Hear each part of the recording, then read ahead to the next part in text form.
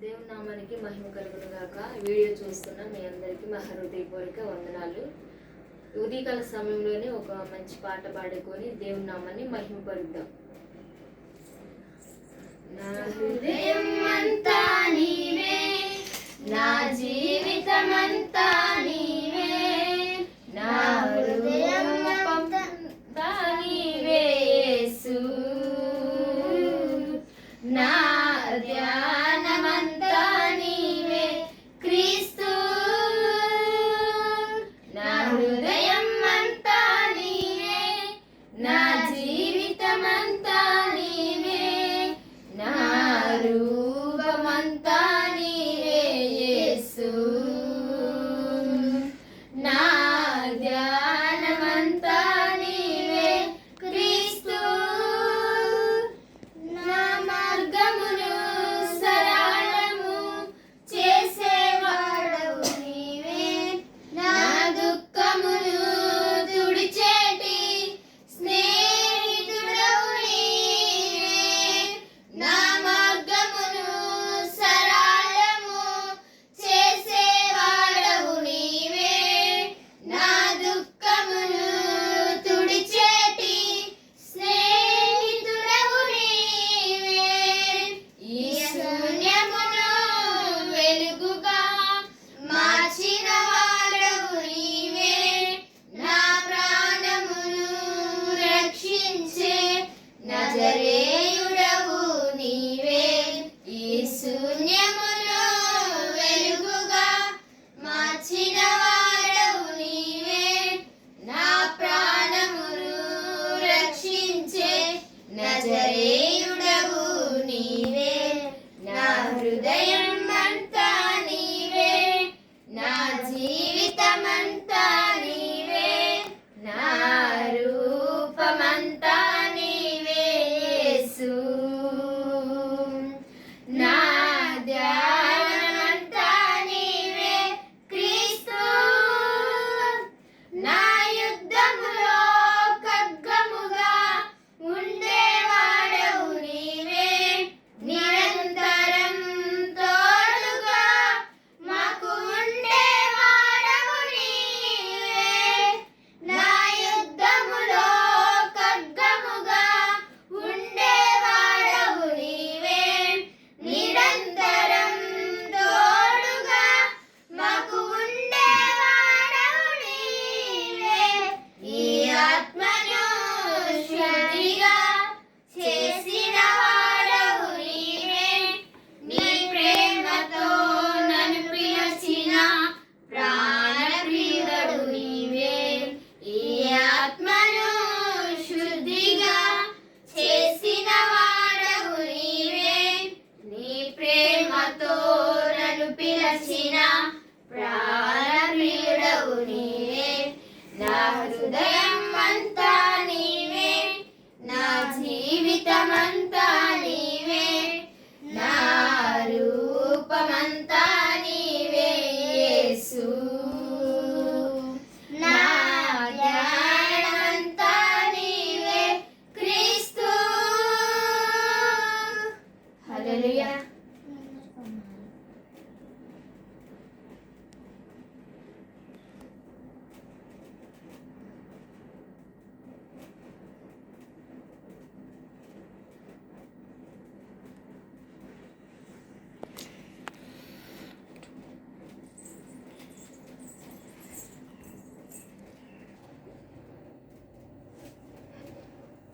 దేవుని నామానికి మహిమ కలుగును గాక. జయం కలిగిన క్రీస్తు నామాన్ని బట్టి మీ అందరికీ కొంత తెలియపరుస్తున్నాం. ప్రార్థన చేసుకుందాం.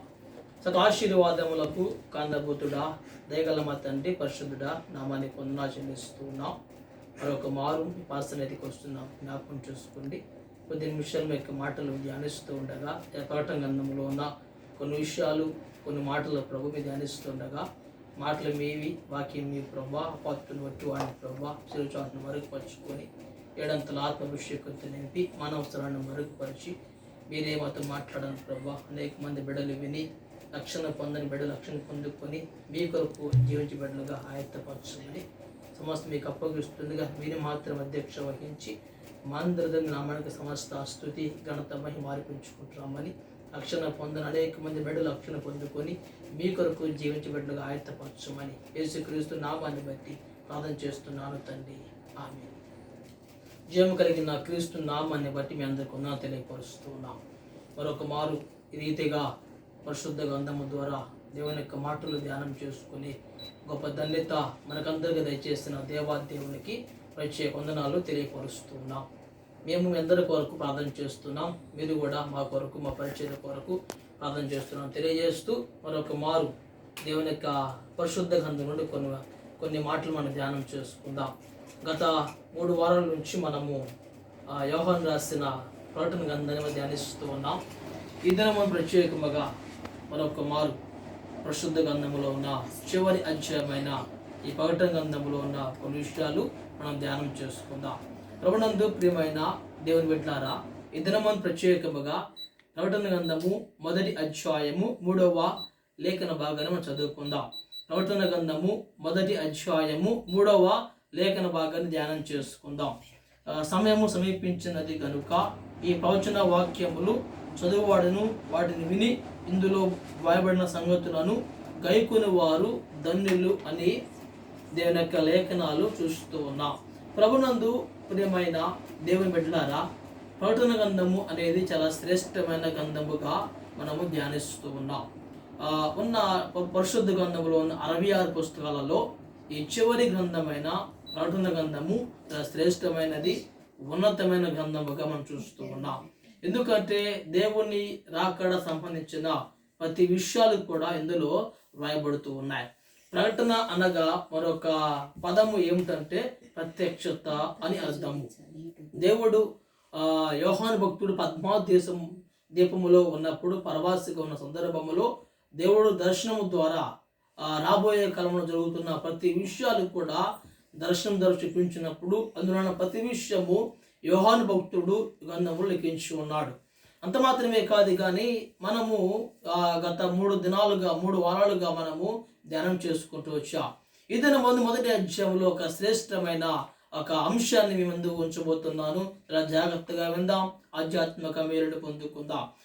ప్రకటన గ్రంథము 1వ అధ్యాయము 3వ వచన భాగములో మన ధ్యానాంశం ఏమిటంటే ఈ దినమున మనకు ధ్యానాంశం ఏమిటంటే ప్రకటన గ్రంథంలో ఎవరు ధన్యులు అనే విషయాన్ని మనము ధ్యానం చేసుకుందాం.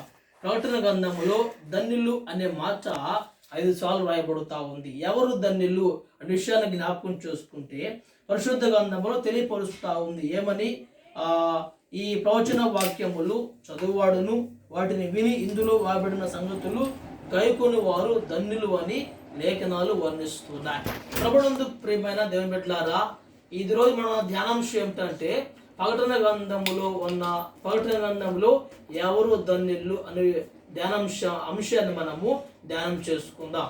ప్రభునందు ప్రియమైన దేవుని బిడ్డలారా, మనము వాక్యం ధ్యానం చేసుకుంటూ వెళ్ళినప్పుడు 1వ అధ్యాయము 1వ వచనంలో యేసుక్రీస్తు తన దాసులకు కనపరచుటకు దేవుడు ఆయనకు అనుగ్రహించిన ప్రత్యక్షత అని మాట చూస్తున్నాము.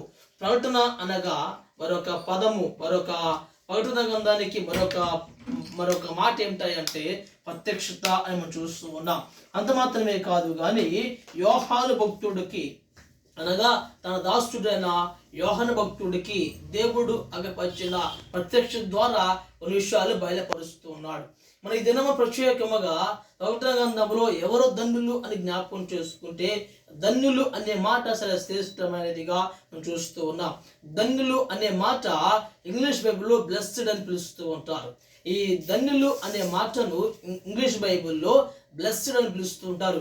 బ్లెస్డ్ అనగా దాని ఏమిటంటే దీవించబడిన వారు, ఆశీర్వదించబడిన వారు అని అర్థము. పరిశుద్ధ గ్రంథములో తెలియపరుస్తూ ఉంది.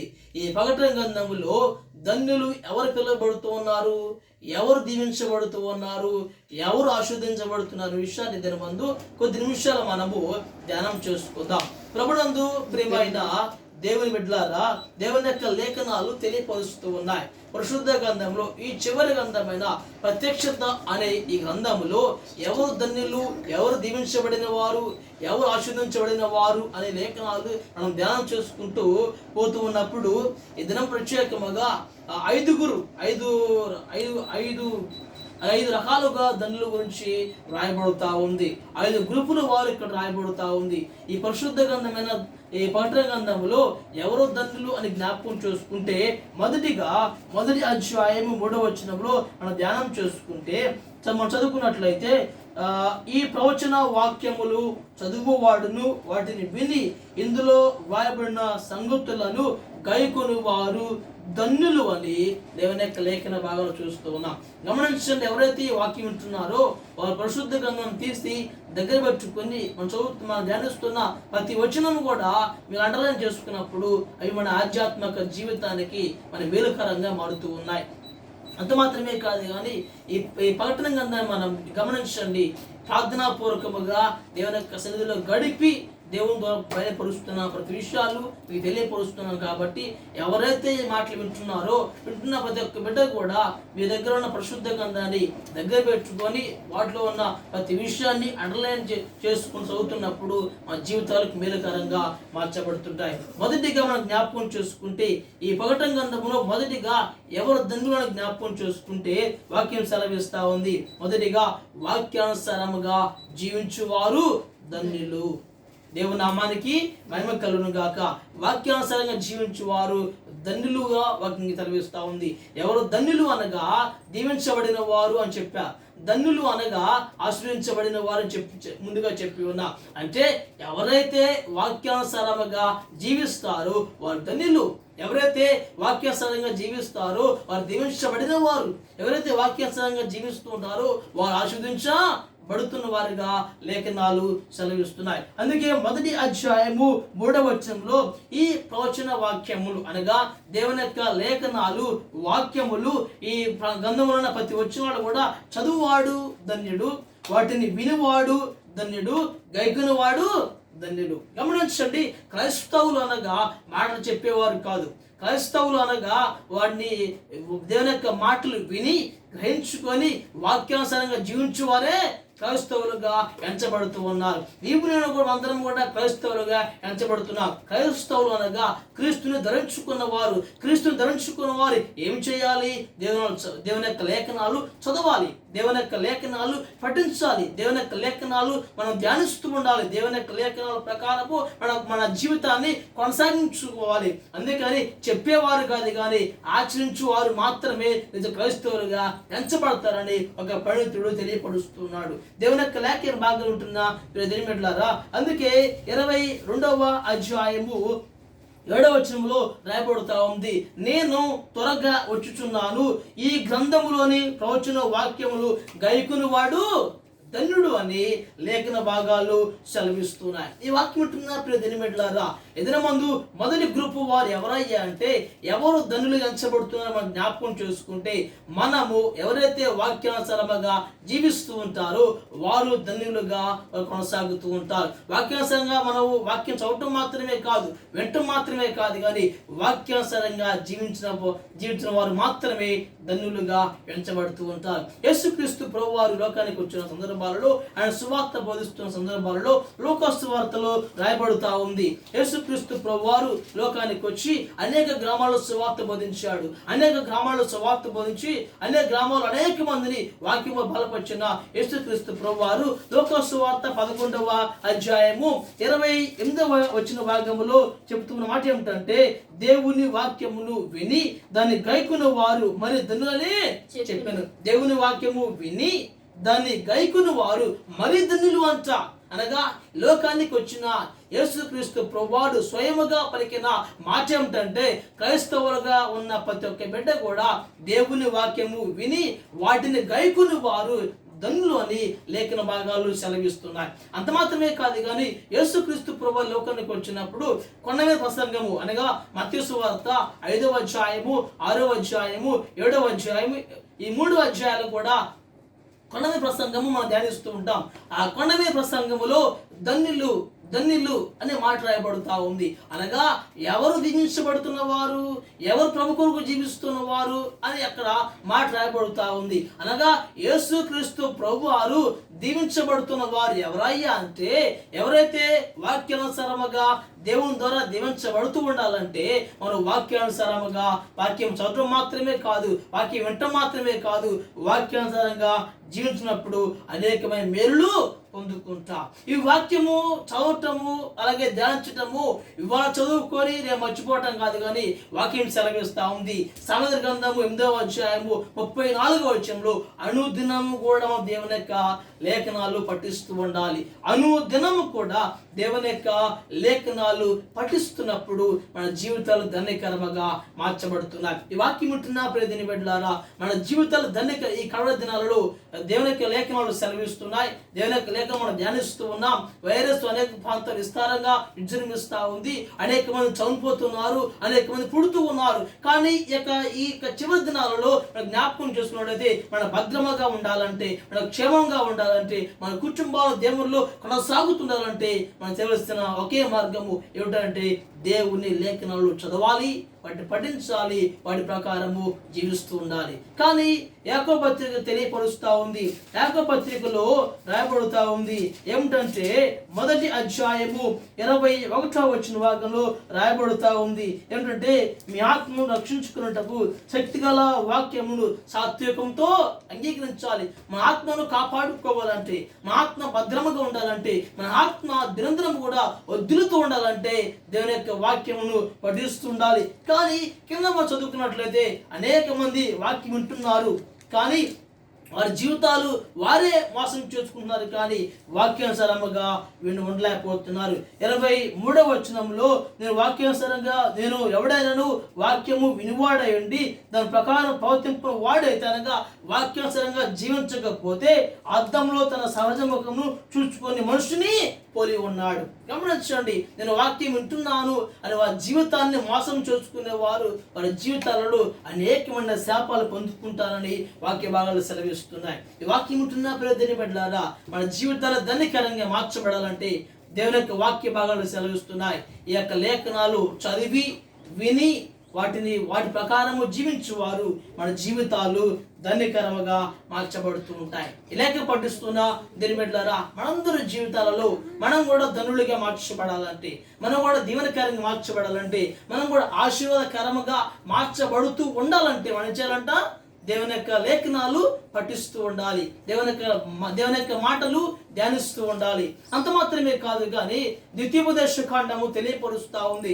6వ అధ్యాయములో దేవుని యొక్క లేఖనాలు మనం ధ్యానం చేసుకుంటున్నప్పుడు ద్వితీయోపదేశ కాండము 6వ అధ్యాయము 4వ వచన భాగం నుండి 9వ వచన భాగం వరకు మనం ధ్యానిస్తున్నప్పుడు ఎవరైతే దేవుని యొక్క మాటలు ధ్యానిస్తూ ఉంటారో, వాక్యం చదువుతూ వారి యొక్క జీవితాలలో వాక్యానుసారంగా జీవిస్తూ ఉంటారో, 6వ అధ్యాయము 6వ వచనములో నీవు నీ కుమారులకు వాటిని ఎప్పుడైతే తెలియపరుస్తూ ఉంటావో, నీ ఎంత కూర్చున్నప్పుడు, త్రోవ నడుచున్నప్పుడు, పడుకున్నప్పుడు, లేచినప్పుడు వారి గురించి మాట్లాడుకోవాలంట.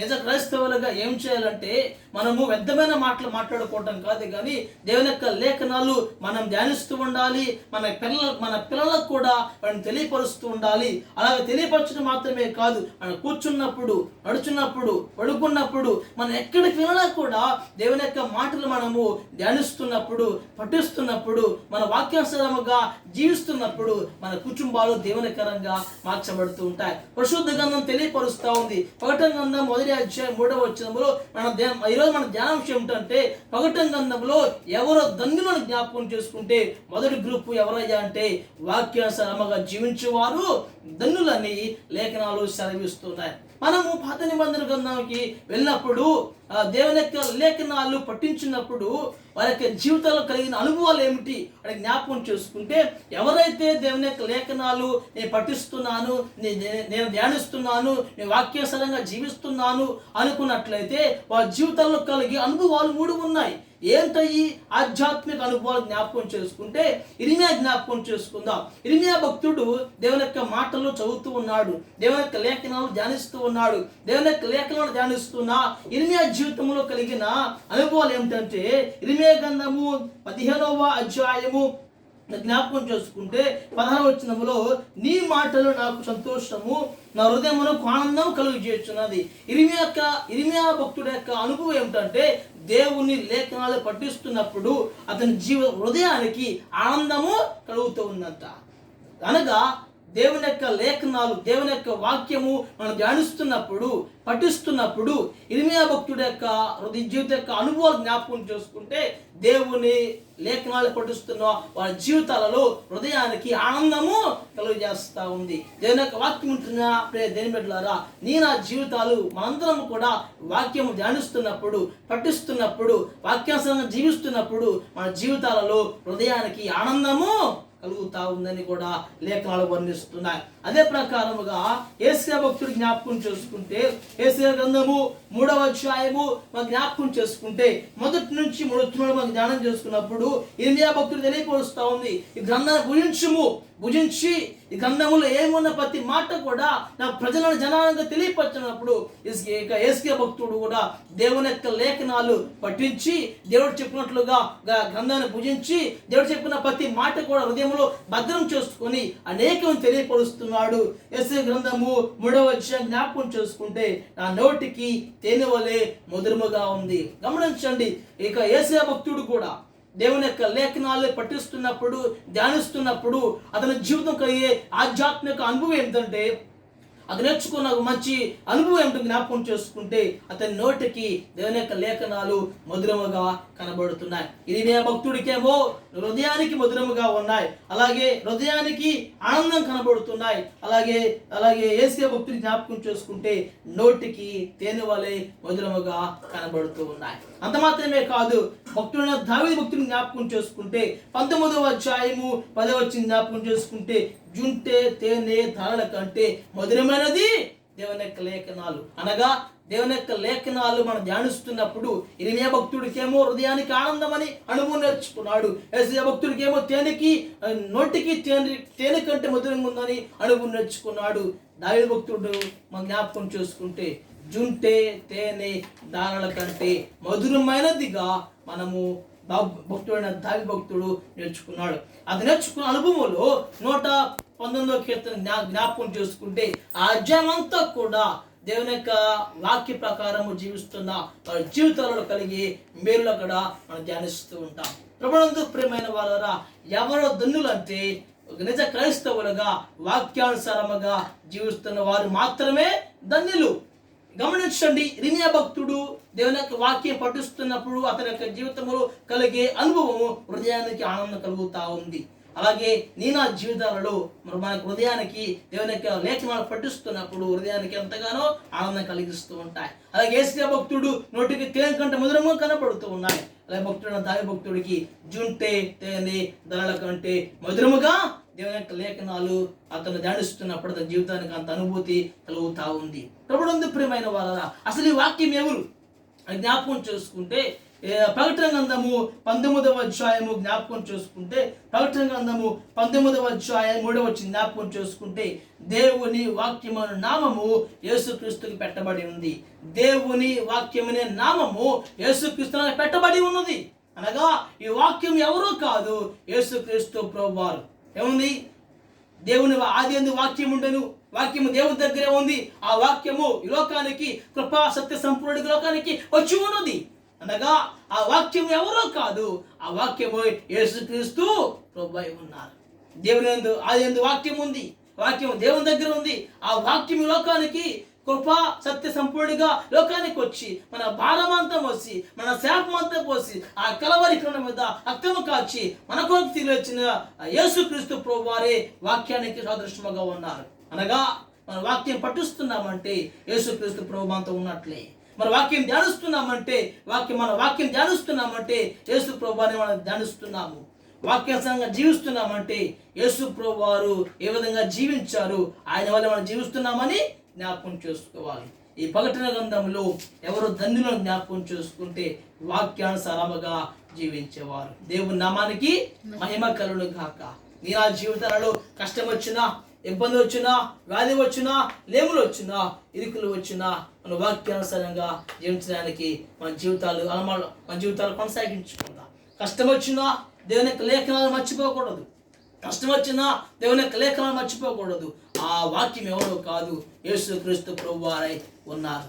మన వాక్యం ధ్యానిస్తున్నప్పుడు ఆ యేసు ప్రభువారు మనతో ఉంటున్నారు, మనలో ఉంటూ ఉన్నారు, మన జీవితాన్ని బలపరుస్తూ ఉన్నారు. మొట్టమొదటిగా వాక్యానుసారంగా జీవించేవారు ధన్యులు. రెండోది జ్ఞాపకం చూసుకుంటే ప్రకటన గ్రంథము 14వ అధ్యాయము 13వ భాగం చదువుకుందాం. ప్రకటన గ్రంథము 14వ అధ్యాయము 13వ భాగం చదువుకున్నట్లయితే, అంతటా ఇప్పటి నుండి ప్రభునందు మృతులు ధనులని వాయమని పరలోకం నుండి ఒక స్వరం చెప్పగా వింటుంది. నిజమే, వారు తమ ప్రయాసాలను బాని విశ్రాంతి పొందుదురు, వారి క్రియలు వారి వెంట పోచున్నది.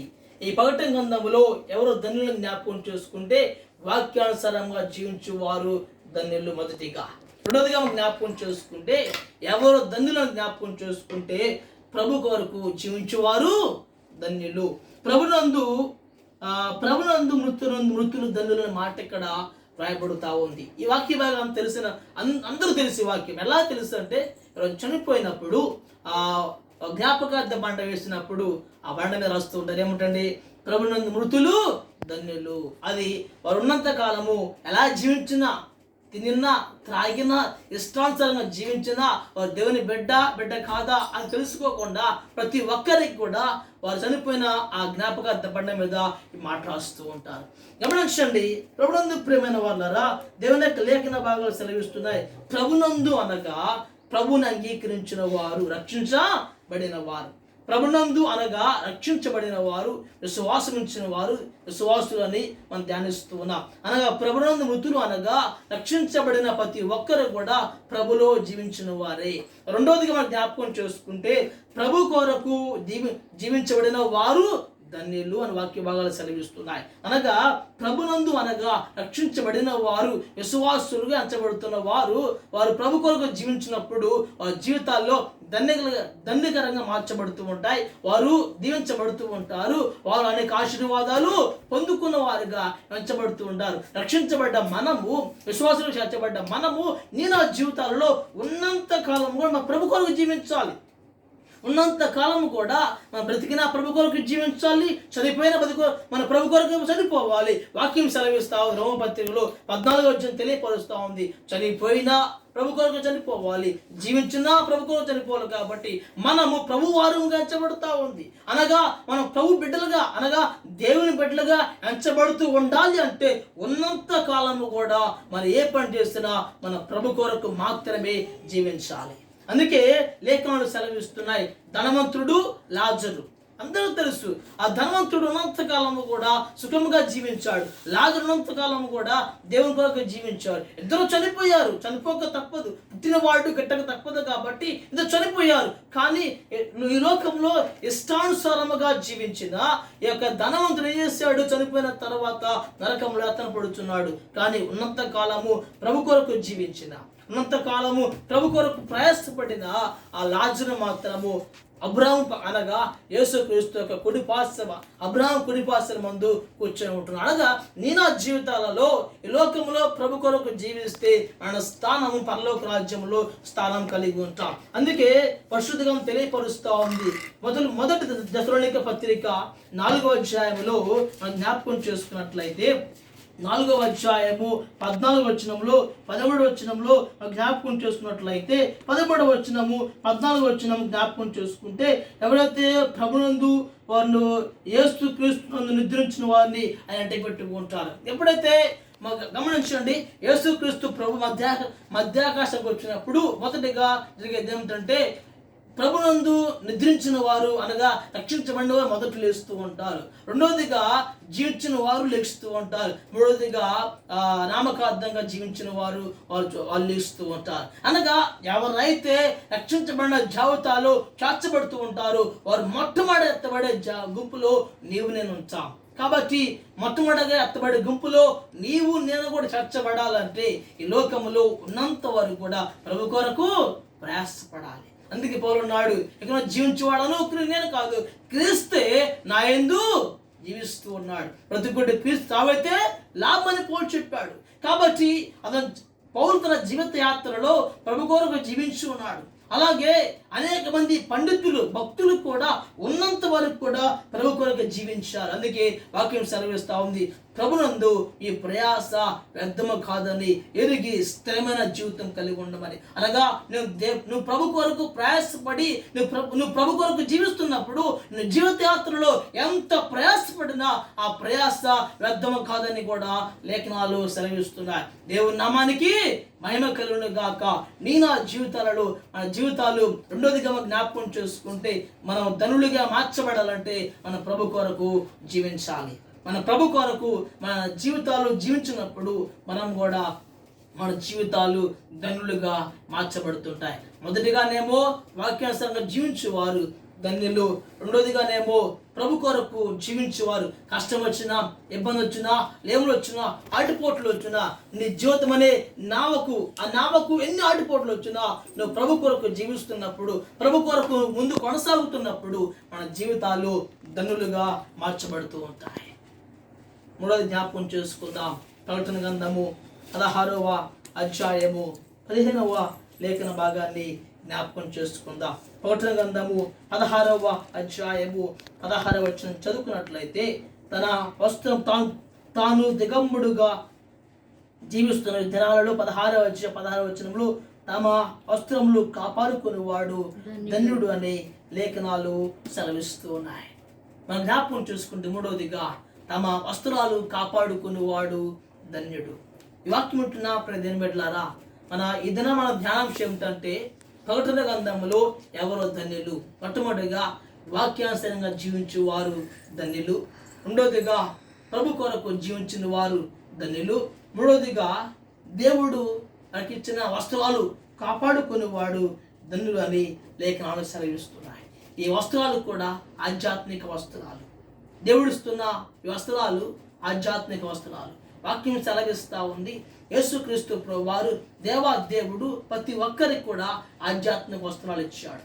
ఆ ఆధ్యాత్మిక వస్త్రాలు ఎప్పుడైతే వారిలోకి పాపం వస్తూ ఉందో, వారిలోకి చీకటి వస్తూ ఉందో, వారిలోకి నామకార్థ జీవితం అనేది ప్రవేశిస్తూ ఉందో, దేవుడిచ్చిన వాళ్ళ వస్త్రాలు మురికి వస్త్రాలుగా మార్చబడుతున్నాయి. అందుకే మీ నీతి క్రియలు మురికి వలె కనబడుచున్న వాక్యం సెలవిస్తూ ఉంది. ఎప్పుడైతే వాళ్ళకి పాపం వచ్చిందో ఆ పాపం అనేది వాళ్ళ జీవితాన్ని మురికిగా మార్చేస్తుంది. అనగా దేవుడు వారికి ఇచ్చిన ఆధ్యాత్మిక వస్త్రాలు అనేవి మురికిగా మార్చబడుతున్నాయి. ఆ మురికి వస్త్రాలు ఆ ప్రకటన గ్రంథము 22వ అధ్యాయము 14వ వచనంలో ఆ మురికి వస్త్రాలను మనము ఏం చేయాలి తెలుసా? ఆ మురికి వస్త్రాలను మనము క్రీస్తు రక్తములో ఉతుక్కోవాలి. యేసు క్రీస్తు రక్తములో మన యొక్క వస్త్రాలు ఉతికి తెలుపు చేసుకోవాలి. ఎప్పుడైతే ఆ వస్త్రాలు మనము తెలుపు చేసుకుంటామో 7వ అధ్యాయము 14వ వచనాన్ని జ్ఞాపకం చేసుకున్నట్లయితే, ఆ వస్త్రాలు ఉతుక్కొని తెలుపు చేసుకున్న వారు ఆ వస్త్రాలు మన మురికి పట్టిన ఆధ్యాత్మిక జీవితానికి మురికి పట్టినప్పుడు, అయా పాపాలు ఒప్పుకొని నేను పాపం చేస్తే ప్రభువా నీ పాపాలు ఒప్పుకున్నప్పుడు యేసు ప్రభు రక్తం ద్వారా మన జీవితం కడుగు వేసుకున్నప్పుడు మన జీవితం ఆధ్యాత్మిక మురికి పట్టిన ఆ వస్త్రాలకున్న మట్టి, మహిళ, ఆ చెడు, ఆ పాపపు అలవాట్లు అన్నీ కూడా యేసు ప్రభు యొక్క రక్తం ద్వారా కడిగి వేసుకున్నప్పుడు మన జీవితాలు పరిశుద్ధంగా మార్చబడతాయి. ఎప్పుడైతే పరిశుద్ధంగా మార్చబడుతూ ఉంటాయో, ఎప్పుడైతే వారి వస్త్రాలు వారు ఉతుక్కుంటారో అప్పుడు ఎన్ని శ్రమలు వచ్చినా, ఎన్ని ఆడిపోట్లు వచ్చినా ఆ శ్రమను తట్టుకునే శక్తి సామర్థ్యము ఆ వస్త్రాలు ఉతుక్కున్న వారికి, అనగా ఉతుక్కున్న వారు ఎవరయ్యా అంటే విశ్వాసులు. ఉతుక్కున్న వారు ఎవరయ్యా అంటే దేవుని బిడ్డలు, విశ్వాసులు. అనగా సంఘంలో చేర్చబడిన ప్రతి ఒక్కరు కూడా వాళ్ళ వస్త్రాలు యేసు రక్తంలో కడుక్కున్నారు. కాబట్టి ఆ కడుక్కున్న ఆ విశ్వాసుల జీవితంలో ఎన్ని ఆటుపోట్లు వచ్చినా, ఎన్ని శ్రమలు వచ్చినా తట్టుకునే సామర్థ్యం దేవుడు వారికి ఇస్తూ ఉన్నాడు. కాబట్టి ప్రభునందు ప్రియమైన దేవుడిలారా, మనకిచ్చిన ఆధ్యాత్మిక వస్త్రాలు 10 ఉన్నాయి. ఏమిటాయి అంటే రక్షణ వస్త్రము, ఉల్లాస వస్త్రం, రక్షణ వస్త్రము, ఆనంద వస్త్రము, ఉల్లాస వస్త్రము, నీతి వస్త్రము, పరిశుద్ధ వస్త్రము, సత్యమనే వస్త్రము, పెళ్లి కుమారుని వస్త్రం, ప్రశస్త వస్త్రము. మొత్తము కూడా ఈ 10 ఆధ్యాత్మిక వస్త్రాలు ఉన్నాయి. ఈ 10 ఆధ్యాత్మిక వస్త్రాలు దేవుడు ప్రతి ఒక్కరికి ఇస్తున్నాడు. ఈ ప్రతి ఒక్కరికి ఇస్తున్న ఈ ఆధ్యాత్మిక వస్త్రాలు ఎప్పుడైతే పాపం వారిలో ప్రవేశిస్తూ ఉందో ఆ వస్త్రాలన్నీ కూడా మురిగి చేసుకుంటున్నారు. మరలా అయ్యా అని యేసు క్రీస్తు పాదాలు పట్టుకొని రక్తంలో కడగబడి మన పాపాలు ఒప్పుకున్నప్పుడు తద్వారా మురికైన వారి వస్త్రాలు తెలుపుగా మార్చబడుతూ ఉన్నాయి. కాబట్టి మూడవదిగా జ్ఞాపకం చేసుకుంటే మనకిచ్చిన ఆధ్యాత్మిక వస్త్రాలను కాపాడుకోవాలి. దేవుడు మనకిచ్చిన పరలోకమందున మన దేవుడు మనకిచ్చిన ఆ ఆధ్యాత్మిక తెల్లని వస్త్రాలు గమనించండి. మొత్తం కూడా 10 ఆధ్యాత్మిక వస్త్రాలు ఉన్నాయి. ఈ ఆధ్యాత్మిక వస్త్రాల గురించి మనము తర్వాత ధ్యానం చేసుకుందాం. అవి కూడా ఈ పరిశుద్ధ గ్రంథం, పవిత్ర గ్రంథంలో ఒక అంశంగా మాట్లాడుకుందాం.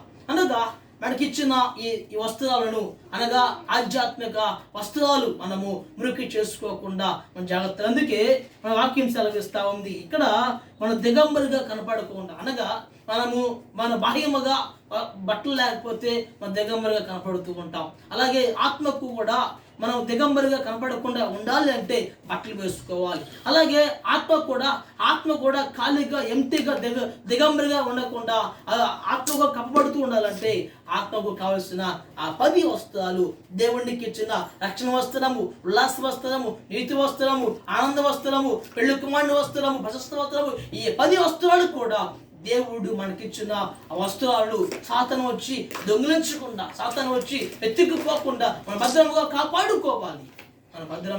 కాపాడుకోవాలి. ఈ వాక్యం వింటున్నా దేని బిడ్డలారా, దేవుడు మనకిచ్చిన ఆధ్యాత్మిక వస్త్రాలు జాగ్రత్తగా కాపాడుకున్నప్పుడు మనం ధనులుగా మార్చబడతాం. హల్లెలూయా. దేవుని నామానికి మహిమ కలుగును గాక. దేవుడు మనకిచ్చిన ఆధ్యాత్మిక వస్త్రాలు పోగొట్టుకోకుండా కాపాడుకొని ముందుకు కొనసాగుతున్నప్పుడు మన జీవితాలు ధన్యులుగా మార్చబడుతూ ఉంటాయి. మన జీవితాలు దీవెనకరంగా మార్చబడుతూ ఉంటాయి. 1 వాక్యానుసారంగా జీవించేవారు ధన్యులు. 2 మనం జ్ఞాపకం చేసుకుంటే మనము దేవుని కొరకు జీవించేవారు ధన్యులు. 3వదిగా దేవుడు మనకి ఇచ్చిన ఆధ్యాత్మిక వస్త్రాలు కాపాడుకునే వారు ధన్యులు. అవి జ్ఞాపకం చేసుకుందాం. ప్రకటన గ్రంథము తెద్దాం.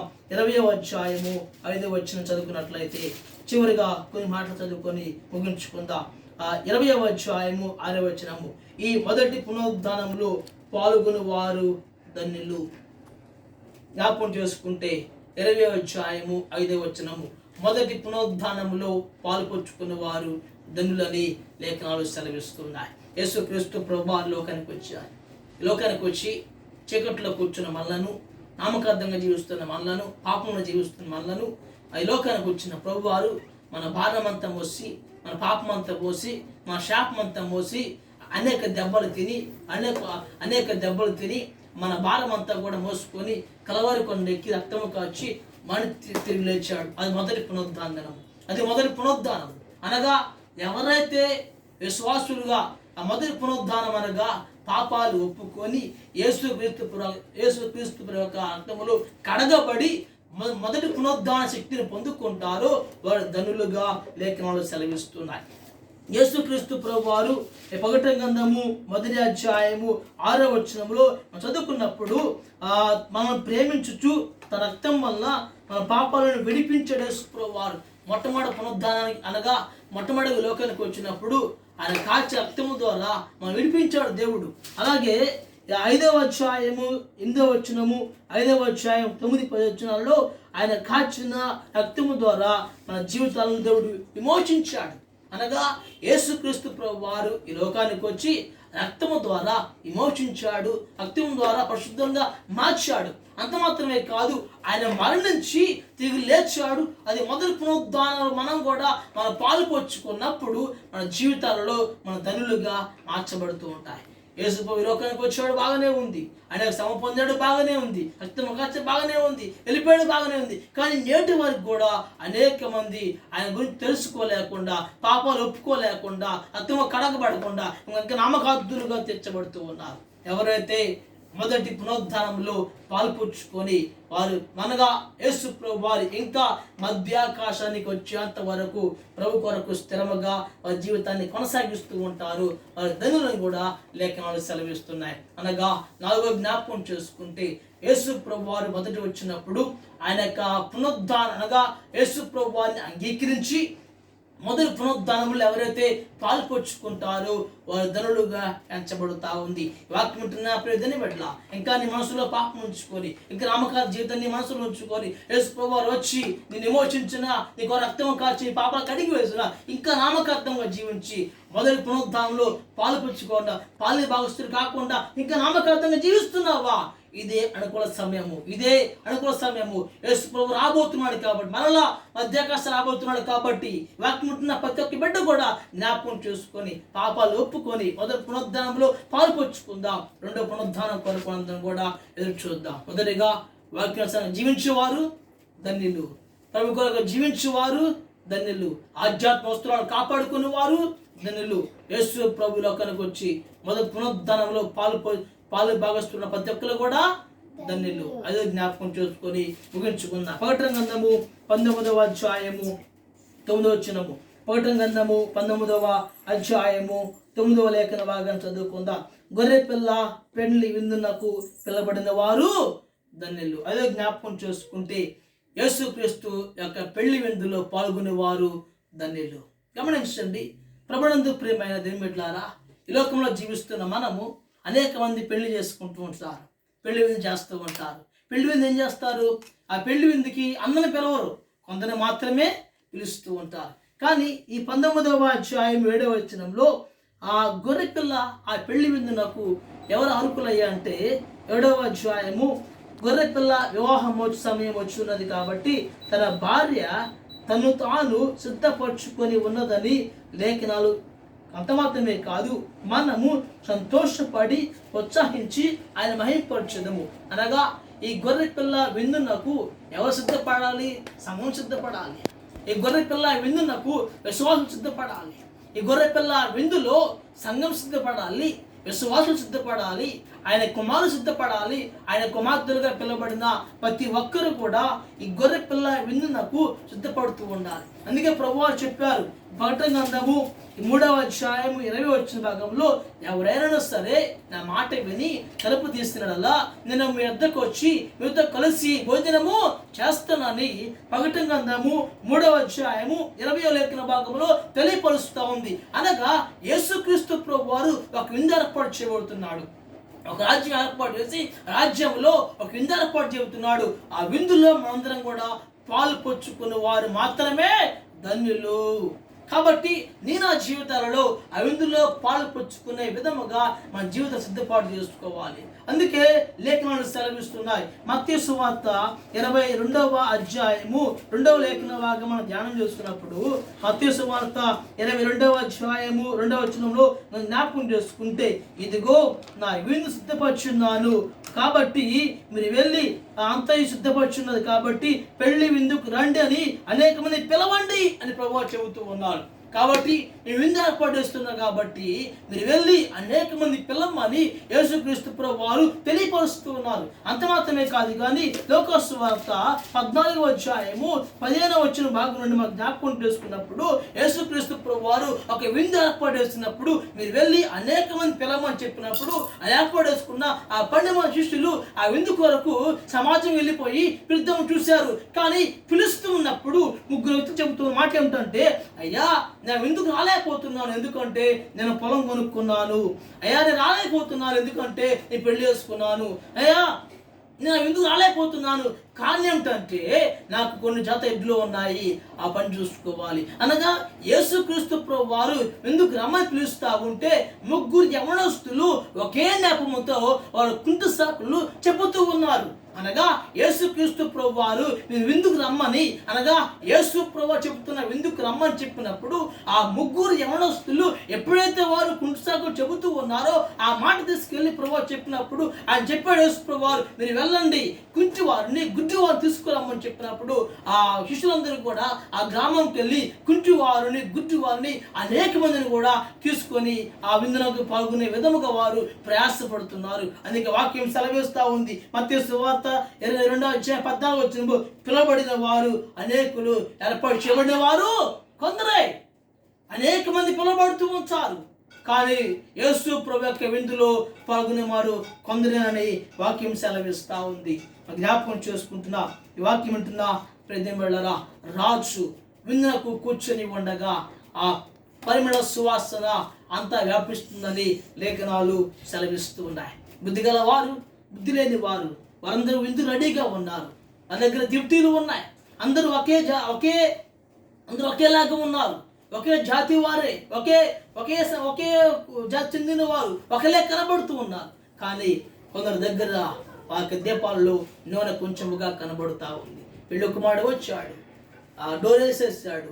అయ్యా నేను ప్రభు అంటే మీరెవరు నాకు తెలియదని ఆ 5 మాత్రమే విందులో పాల్గొంటున్నాడు. 5 మాత్రమే విందులో పాల్గొనలేకపోతున్నారు. కారణం ఏమిటంటే కొందరు ఆధ్యాత్మిక వస్త్రాలు ఉండలేకపోతున్నాయి. వాక్యం ఉంటున్నా ప్రయత్నం పెట్టారా, యేసు అనగా పెళ్లి విందులో పాల్గొనే వారు ధన్యులు. యేసు ప్రవేశిస్తున్న ఆ పెళ్లి విందులో పాల్గొనే విధంగా మన జీవితాలు సిద్ధపాటు చేసుకోవాలి. ఈ వాక్య భాగాన్ని ముగిస్తూనే ముందుగా చివరిగా కొన్ని విషయాలు నేర్చుకుందాం. ఈ ప్రకటన గ్రంథంలో మనం ధ్యానం చేసుకున్న ధ్యానం ఏంటంటే ప్రకటన గ్రంథంలో ఎవరు ధన్యులు. 1 అధ్యాయం 3వ భాగంలో వాక్యానుసారంగా జీవించేవారు ధన్యులు. రెండోదిగా గమనించండి, వాక్యానుసారంగా జీవించేవారు ధన్యులు. ఆ వాక్యం ఎవరో కాదు, యేసుక్రీస్తు ప్రభువు. రెండోదిగా 14వ అధ్యాయం 13వ ప్రభు కొరకు జీవించేవారు ధన్యులు. మూడోదిగా ఆధ్యాత్మిక వస్త్రాలు కాపాడుకునే వారు ధన్యులు. నాలుగోదిగా మొదటి పునరుద్ధానంలో పాలుభాగస్తులు అయిన వారు ధన్యులు.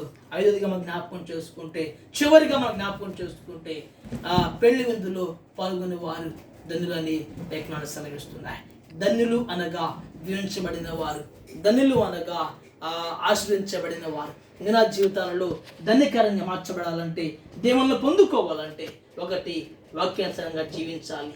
2 ఉన్నంతకాలం కూడా ప్రభు కొరకు జీవించాలి. బ్రతుకునే క్రీస్తు తావెతలామని ప్రభు కొరకు జీవించాలి. 3 ప్రభు మనకి ఇచ్చిన ఆధ్యాత్మిక వస్త్రాలు కాపాడుకుంటూ ముందు కొనసాగాలి. 4 మొదటి పునరుద్ధానంలో మన పాలుభాగస్తులుగా ఉండాలి. 5 ప్రభు మన కొరకు సిద్ధపాడేసిన ఆ విందులో పాల్గొని ప్రభు యొక్క రాజ్యములు మనం స్థిరపరచబడాలి. కాబట్టి ఈ ప్రకటన గ్రంథంలో ఉన్న మన ధ్యానాంశములలో ఉన్నంత వారు కూడా నిజ క్రైస్తవులుగా వాక్యానుసారంగా జీవించి ప్రభు కొరకు వాక్యానుసారంగా జీవిద్దాం. నిజ ఆయన బిడ్డలముగా మనము ఉన్నంతకాలం కూడా ప్రభు కొరకు ప్రయాసపడదాం. ఆయన కుమారులముగా ఆధ్యాత్మిక వస్త్రాలు కాపాడుకుందాం. అలాగే ఆయన బిడ్డలముగా మొదటి పునరుద్ధానంలో పాల్గొచ్చుకుందాం.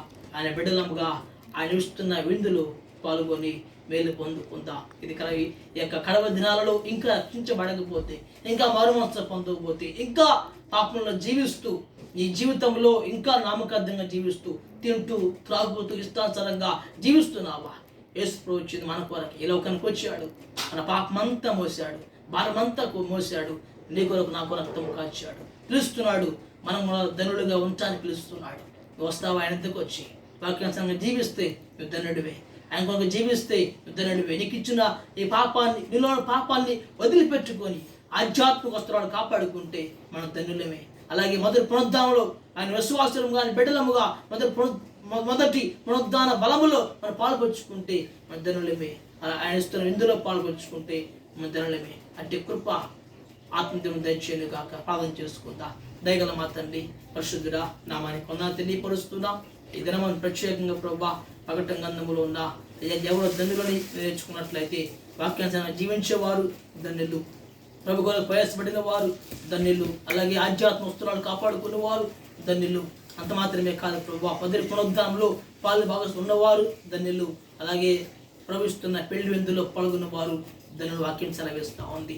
మేమందరం ప్రభు ధన్యులుగా దీవెనకరంగా మార్చబడుతూ ఉండాలంటే ప్రభు అయ్యా మీలో కొనసాగించబడినగా ఆయత్తపరచండి. వాక్యానుసారంగా జీవించబడ్లుగా ఉన్నంత వరకు ప్రభా మిమ్మల్ని అంటిపెట్టుకొని నీ కొరకు జీవించబడ్లుగా ఆయత్తపరచమని ఈ వాక్యం ఉన్న ప్రతి ఒక్కరి ప్రభా ఇంకా రక్షించబడకపోతే రక్షణ పొందుకోవడానికి రక్షణ పొందిన వారు ప్రభా మీ కొరకు జీవించబడ్లుగా ఆయత్తపరచమని ఉన్నంత వరకు ప్రభా నమ్మి బాప్తిస్మ పొంది విశ్వాసులుగా చేర్చబడి ప్రభా ధన్యులుగా దీవెనకరంగా మీ కొరకు దేవునికరంగా మార్చబడుతూ మీ కొరకు జీవించే గొప్ప ధన్యత మాకు దయచేయమని ఈ యొక్క గంధంలో ప్రతి ఒక్క ఆధ్యాత్మిక మర్మాలు ప్రభా మాకు బయలుపరిచి ఒక జీవితాలు బలపరిచి మీకు అంత పొందమని ఎంతమంది బిడ్డలైతే ఈ యొక్క మాటలు ఉంటున్నారు ప్రభా ఆ కుటుంబాలు దీవించమని రక్షణ పొందుకోవడానికి రక్షణ పొందినవారు ప్రభా మీ కొరకు జీవించే గొప్ప ధన్యత ప్రతి బిడ్డకు దయచేసి అంత పొంది వేడుకుంటూ జీవాధిపతి యేసుక్రీస్తునామాన్ని బట్టి ప్రార్థన చేస్తున్నాను తండ్రి. ఆమేన్. మీ అందరి వందనాలు. మీ గాడ్ బ్లెస్ యు. మీ అందరి వందనాలు.